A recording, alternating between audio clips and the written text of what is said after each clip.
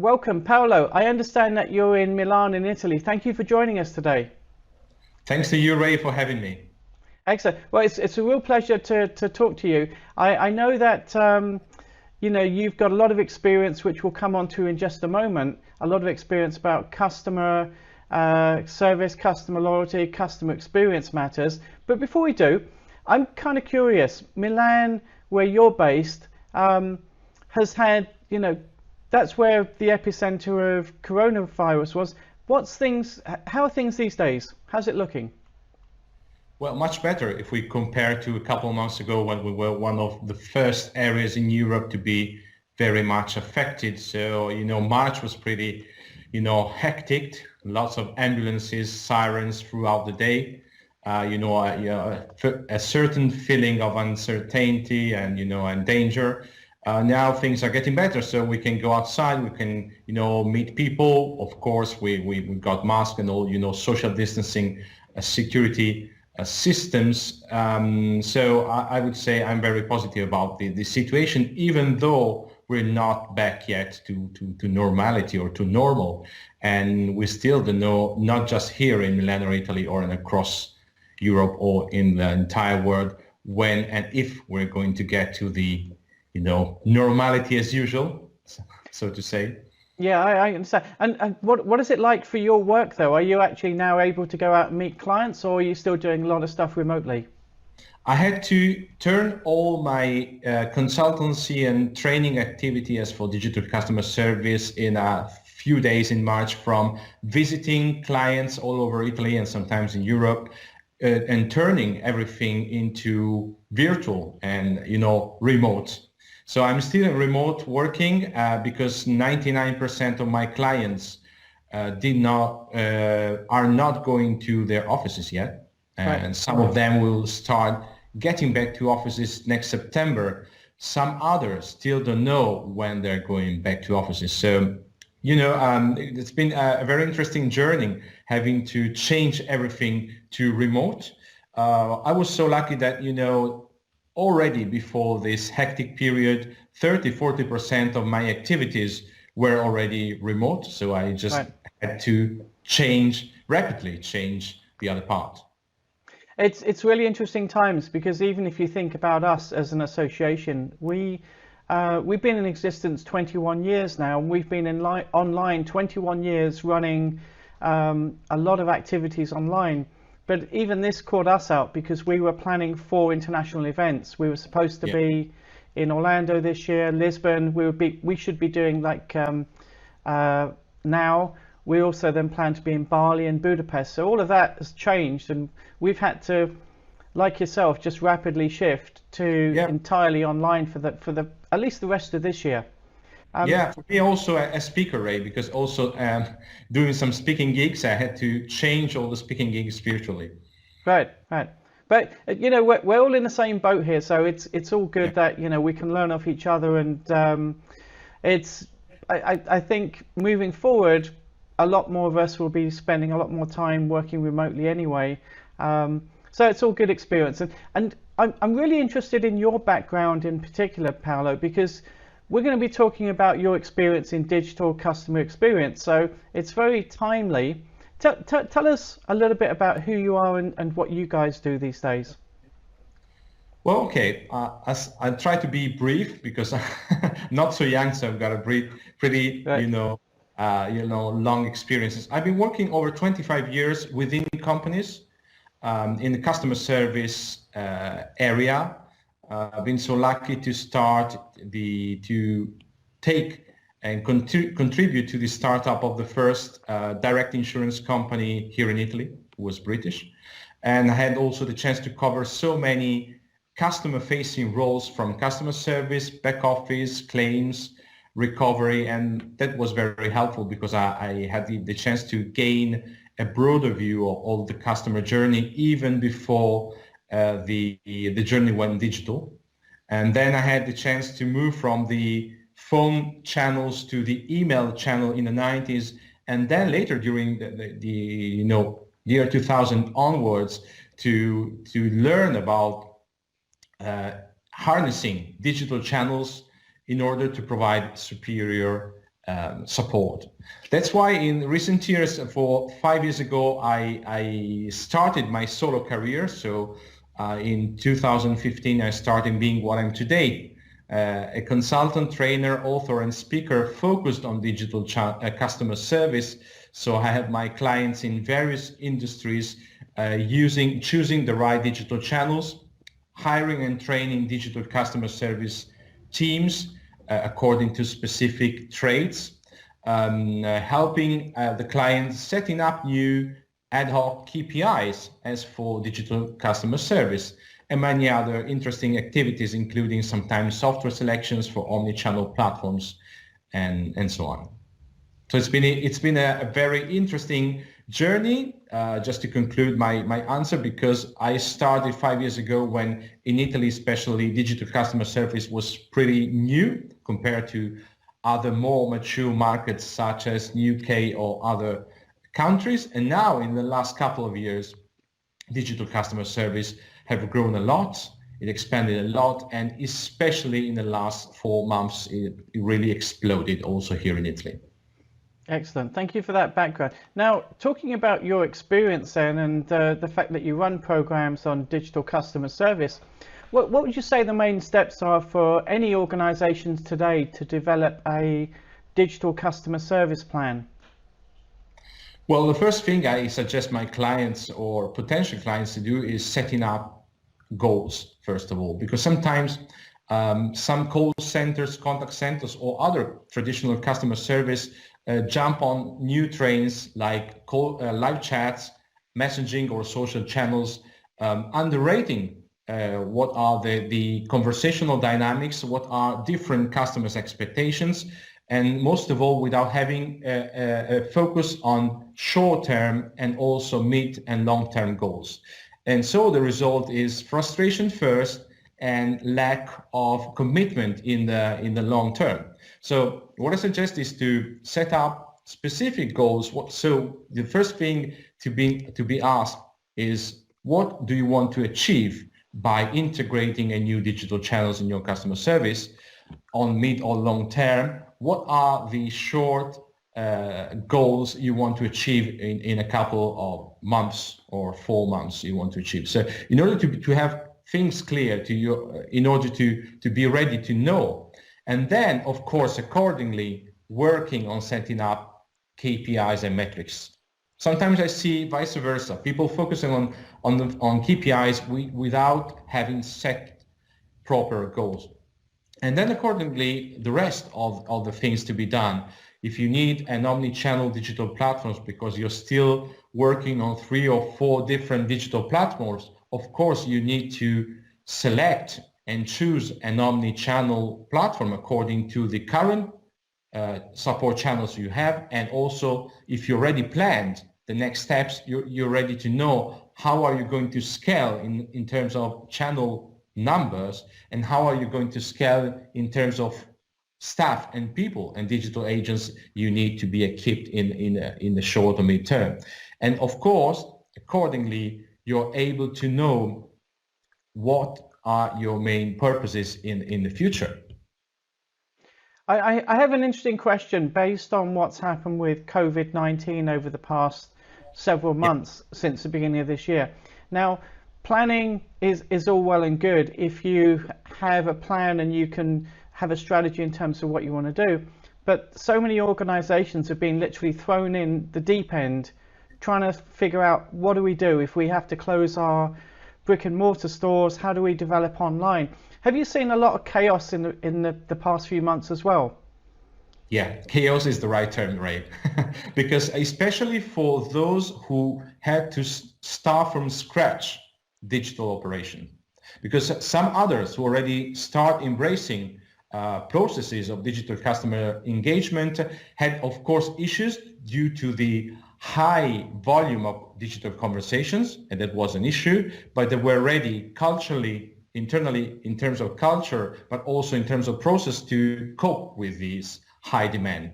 Of course, they had some issues and troubles, but the structure of the building was solid. The big problem was for others who postponed the idea of embracing digital customer service because it was not considered yet a priority, and they were, invaded by this huge wave, a sort of tsunami of digital conversations without culture, without planning, without an omni-channel digital platform, without training people dealing with customers through live chat or social channels or messaging apps. And it was a mess. So it's like starting doing a marathon without any kind of workout or training. So that was a problem. And of course, when you start, when you got a tough situation, but you didn't do your homework, it's pretty demanding. And you need to, of course, to invest more money in a smaller amount. You need to take very important decision in a very short amount of time. This is not the best situation. So what I suggest in some new clients that are in this urgency, starting from scratch, is to take small steps. The first one, you cannot be able to drive a Ferrari in a day. You need to choose the right priority in order to cope with this high demanding, and then of course planning at the same time what are your next budgets and your next steps, which are not in the next year due to this particular circumstances, but need to be taken maybe in a couple of months. Step number 2, step number 3 in the forthcoming months.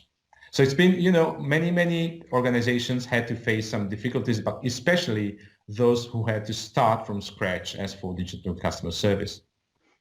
I understand. Thank you for that. Now, for those companies who are doing really well with digital customer service or customer service in general, and they've developed like loyalty programs, can you share some examples of what sort of things you've seen that have worked really well from a loyalty program perspective?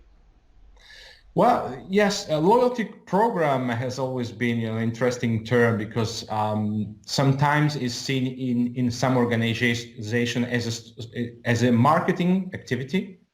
Okay, we do something in order to keep our customers, right, and prevent churn. Others have got a broader vision, and I embrace the second one, in which loyalty programs are a combination of cooperation between marketing, sales, and customer service. Because I feel, having worked so many years within companies, and now outside as consultant, winning loyalty programs are based on improving customer experiences, either on physical, shops or digital interactions. And what the smartest organizations did and were able to increase loyalty is to take care of each conversation, investing in details and also money on each interaction and conversation. So regardless, we're talking to a potential customers who jump on a Twitter conversation or an already acquired customers visiting our website or visiting our shop. We need to not to take for granted anything. We need to listen carefully. We need to choose the right words. We need to be inviting in terms of maybe new products or service the customers may be interested in. We need to take care of each conversation. Otherwise, if we just focus on loyalty programs in order to acquire new customers or trying to keep our customers with discounts, this is not a long-term winning match. Maybe you can get very short-term results, but in the long term, if you try to work or focus on price, you're on the wrong pitch. Because customers, regarding the industries, banking, insurances, telco, or other industries, are comparing your service with other different companies, regardless the industries. So every customer have got in their mind the 2 or 3 exceptional examples of service, and they want you to raise the bar in order to reach or get closer to them. Otherwise, any kind of incentives or discount is not the loyalty. program winning. The only loyalty winning that I'm seeing, observing, and stimulating is the one who invest and carefully invest on each conversation, interaction, whether it's physical or digital, with any person, no matter if it's an already acquired customers or a potential one. We need to take care of other people's needs. So this is not just a sort of empathetic approach. It's a very commercial. It's a very digital. It's a very actual and factual. Yeah, you're absolutely right, and you make a very interesting point as well, Paolo, regarding comparing organizations across all industry sectors. I've seen too many organizations who they just look at their own industry sector and think, oh, we're the best in the sector, but they forget to realize that other sectors are providing much superior service to the same customers than they do, and they get very blinkered. We also see the same thing happening internationally. We operate in an international world these days. I can order something from Amazon UK, Amazon Germany, Amazon US, Amazon Canada, and I have that choice. So we're operating internationally, and that's why it's also good for people to look outside their own borders and see what other organizations are doing. Right. But to your point as well about loyalty and discounts, and you mentioned some interesting facts there. One of the things that we often see is, and I see it time and time again, is organizations, they offer amazing discounts to try and attract new customers, where the existing customers who may have been with them for some period of time don't get the same discount. They don't get the same introductory offers. What's your view on that? Do you think that's helping or harming customer loyalty? Well, as I'm a customer service guy, you may guess my question. This is my thought-provocative moment. Thank you, Ray, for asking me this question. Yes, I still see so many examples like the one you mentioned in so many different industries, not just here in Italy, but UK, in Germany, in Spain, no matter the industry, no matter the culture, no matter the nation. And that's why, because that's due essentially to the routine according to which it is more important to acquire new customers instead of taking care of existing ones, while maybe the following day in a big conference, the same big guys tell the opposite, that we do care about customers. Our first concern is taking care of existing customers. But that's a very old marketing related approach that today needs to be transformed in a more an evolving way in which marketing and customer service go hand in hand. And that's why you need to invest, of course, in acquiring new customers. But if you don't invest and you don't have budget to, for instance, provide special discounts for your existing loyal customers, and maybe have set special discount programs each year of consecutive year, or for acquiring or selling new services, you're still, proving or preaching something that you're not, actually doing. Maybe in America they say, or in England, walk the talk or talk the walk, if I'm not wrong, right? Yeah. So that's the meaning.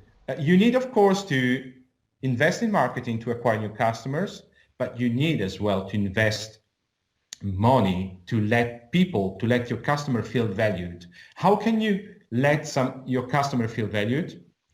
Offer, not just trying to say, okay, you got maybe a car motor insurance, would you like also a theft or a casco? That's a way to sell more. That's not, the way to ask the customers, do you have any specific need, or can we provide you maybe with an extra cover next year for free because you're one of our best customers with no claims discount in the last 5 years?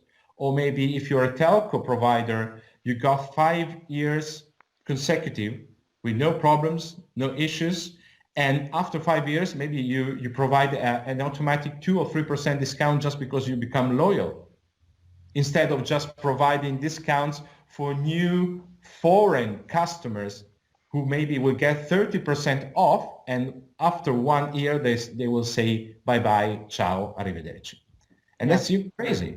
No, it's crazy. It should be normal, of course, providing incentives to attract new customers, but, investing and fostering our relationships with our current customers, because Ray, that the best stats say that all our best and most satisfied customers are more willing to buy more product and services.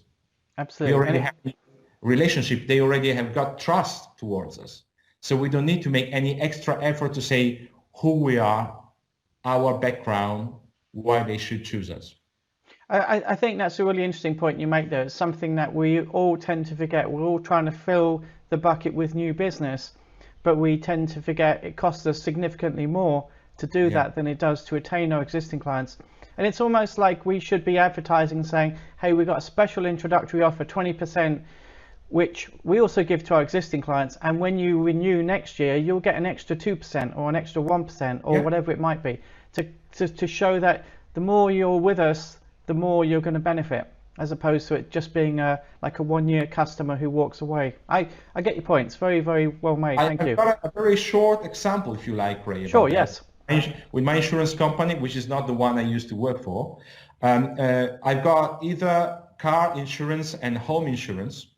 And for each year for my home insurance, without any claim, I got a cut on the excess. Right. Maybe I got 500 euros excess for some damages. 1 year, no claims discount, I got 400. And then another year, 300. And now I've got no excess in my covers. Right. That's a good incentive, not just in terms of discounts. You can work on any different leverage.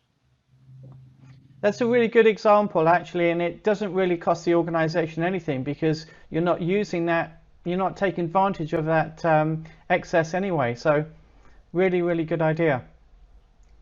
Yeah, it was not mine, unfortunately, but it was very good, to the guys in a big direct insurance company. Yeah.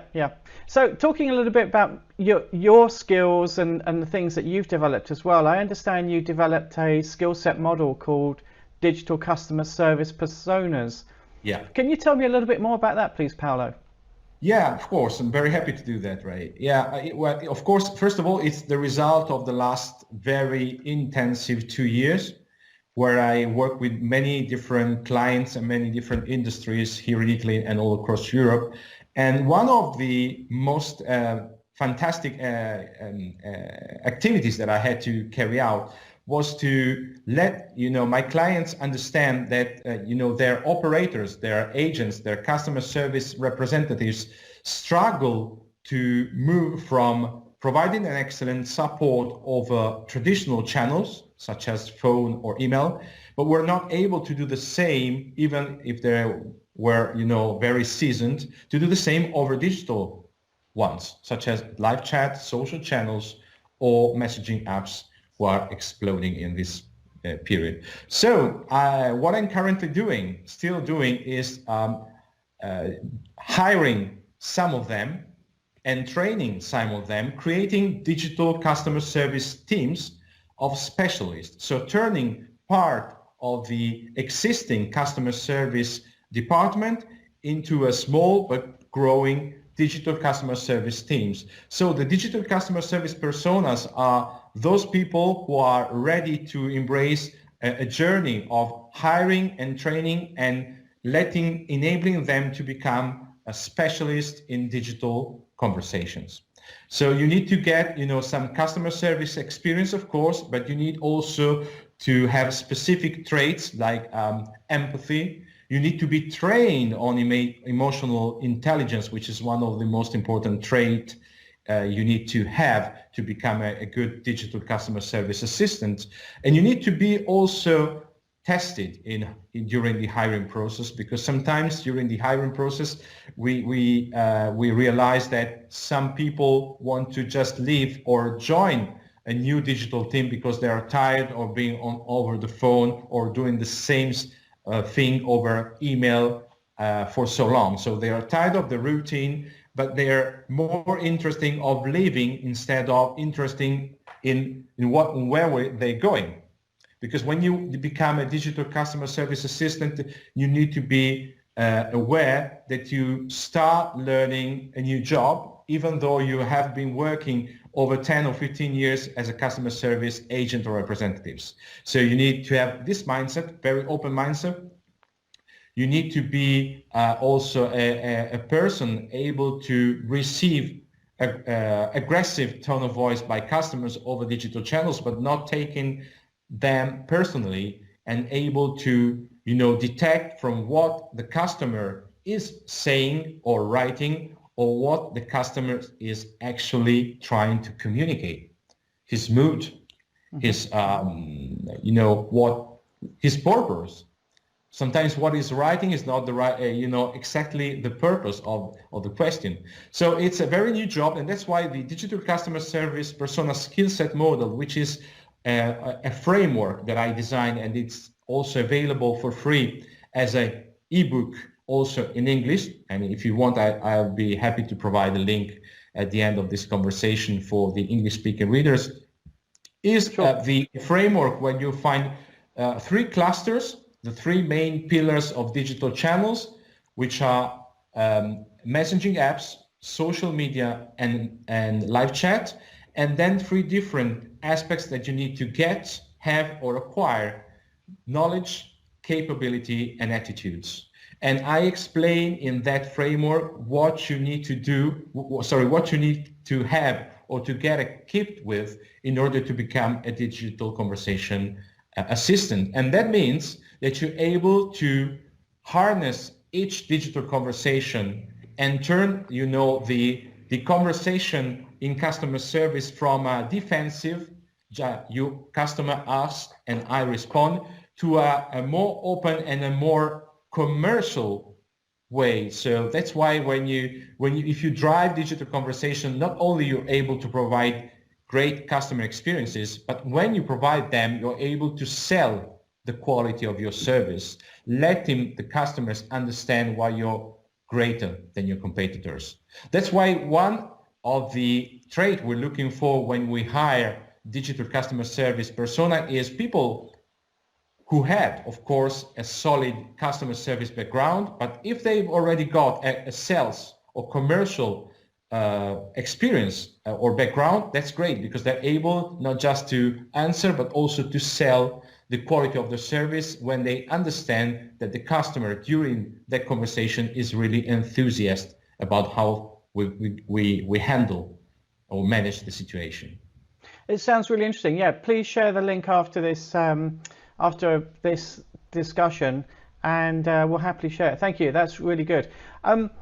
Just touching on, the loyalty aspect a little bit more as well. Just one question that I have, which is, in your opinion, what has the greatest positive impact on somebody's loyalty to an organization these days? Is it that they get discounts? Is it they get free stuff? Is it the level of customer service they get, or the people they're interacting with day to day? What's your view on that?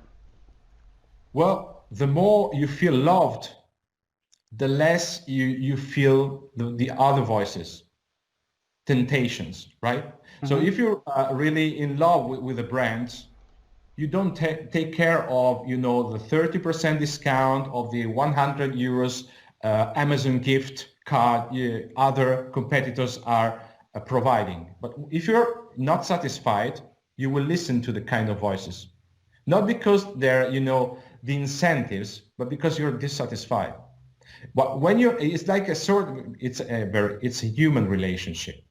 When you are in love with somebody and you feel loved, you usually, of course, everybody is different, but you usually not try to look around. Mm-hmm.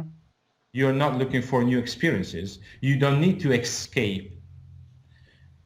Okay, so that's why we need to take care of our customers, not in terms of intentions, but in terms of actions. That's why the example I told you about a few minutes ago, for instance, lowering the excess in a insurance coverage, or it may be an extra discount for every year or of staying with us, or other services, not money related, if our customers is willing to invite other people, not just a sort of member gets member. Please invite your another customer to open a new bank account and you get 50 euros.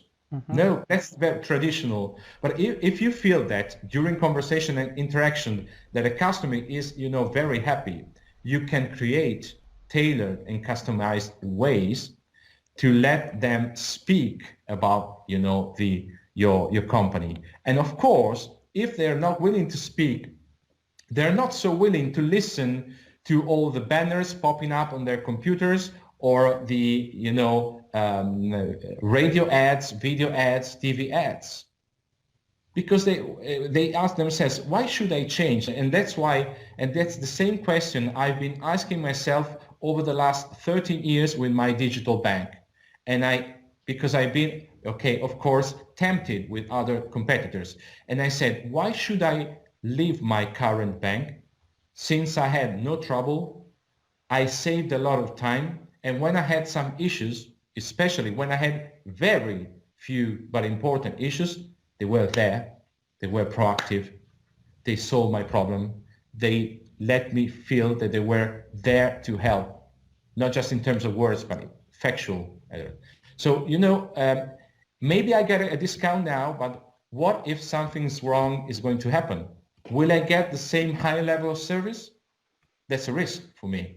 Right. It's not a risk if I'm already dissatisfied, because my expectations are lower.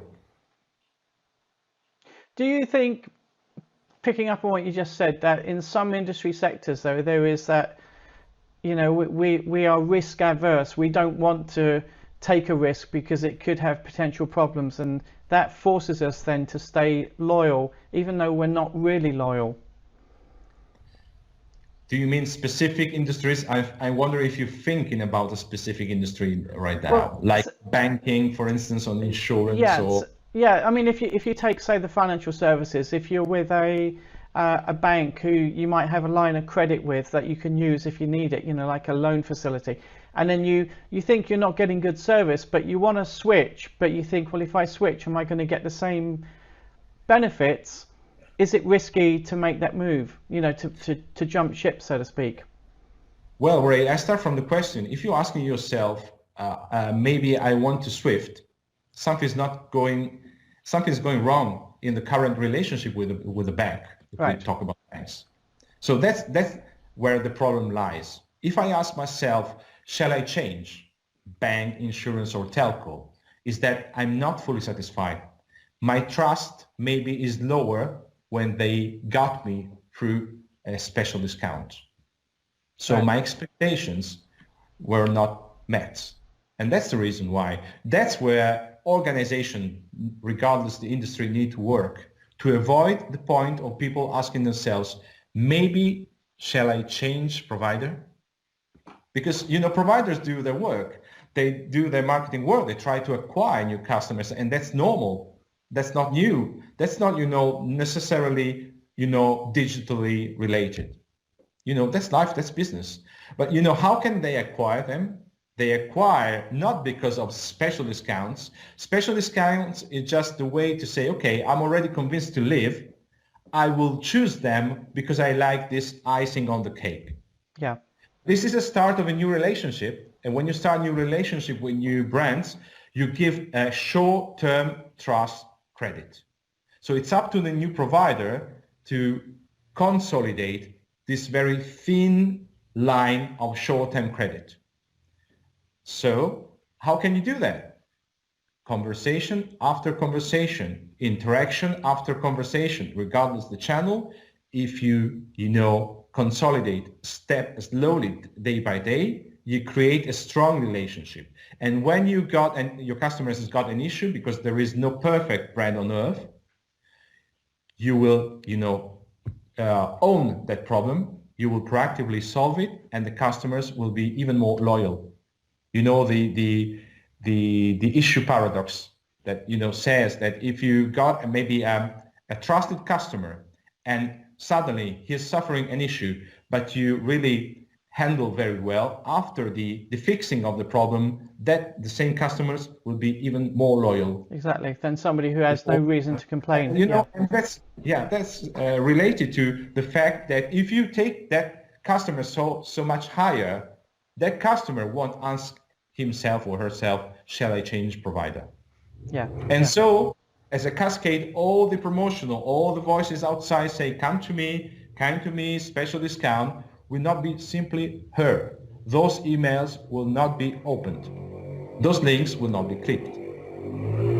Excellent. So for contact center leaders, especially watching this, what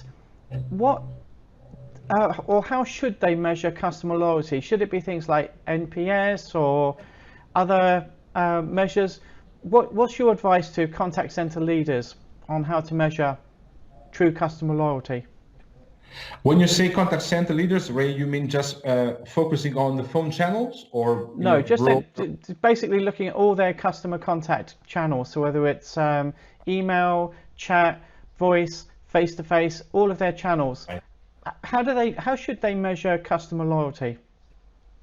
Well, my advice is to create a sort of mix of KPIs. I don't believe that one single KPI is able to give you enough solid data to let you,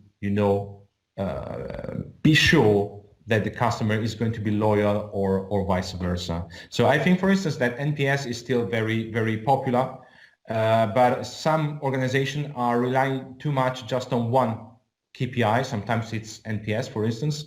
NPS is a very interesting KPI because it's the consequence of a question, under that questions there is a sort of intention. Mm-hmm. Because the customer's answers, yes, I'm willing or not willing to talk about your brand to a friend or a colleague. But this is, an intention, like a polling vote before the election. Sometimes you've got a political party at 25% in sort of intention polls, and after elections they got 5 or 6.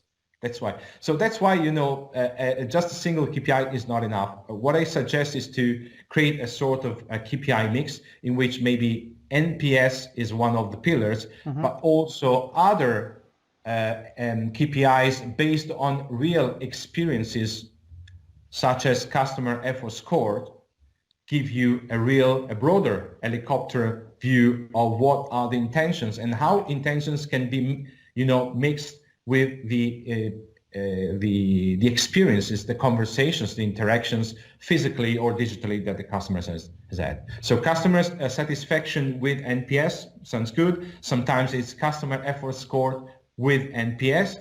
In some other times and some other situations or different goals, it may be totally different. Neither one nor the other. If the main goal or strategic goal is, for instance, call deflections, increasing WhatsApp channel, or other strategic ones. Interesting.